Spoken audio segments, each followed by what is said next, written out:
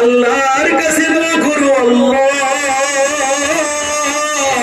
ও আমার মালিক, ও আমার রব, তুমি তো আমার সব, তুমি ছাড়া আসমানের নিচে জমিনের উপরে কেউ নাই।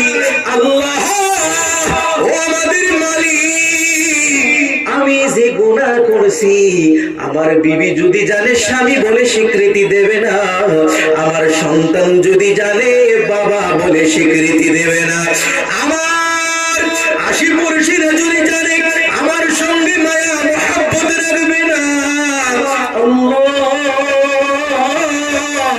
এরপরও তোমার পানি বন্ধ করো নাই, এরপরও তোমার রহমত বন্ধ করো নাই, এরপরও তোমার করুণা বন্ধ করো নাই, হাওয়া বন্ধ করো নাই।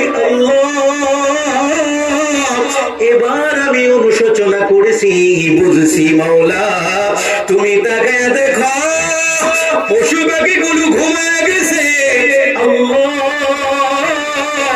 জীব জন্তু গুলো ঘুমায় গেছে, দুনিয়ার তামাম মানুষ গুলো ঘুমায় গেছে।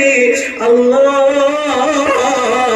নিরান জঙ্গলে বসে, ঘরের কিনারায় বসে, তোমার মসজিদ ঘরের কোনায় বসে আল্লাহ তোমারে ডাকি, তুমি তো মাফ করলে ওয়ালা জাত, আমার জীবনের গুনাহগুলোরে মাফ করে দাও।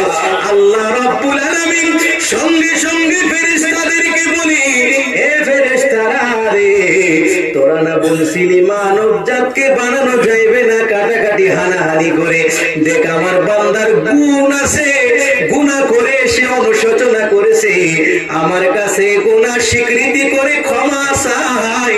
আমি আল্লাহ এত দয়ালু, আমি আল্লাহ এত দয়ালু, থাকতে পারলাম না, আমার বান্দার জীবনের গুনাহগুলোরে মাফ করে দিলাম।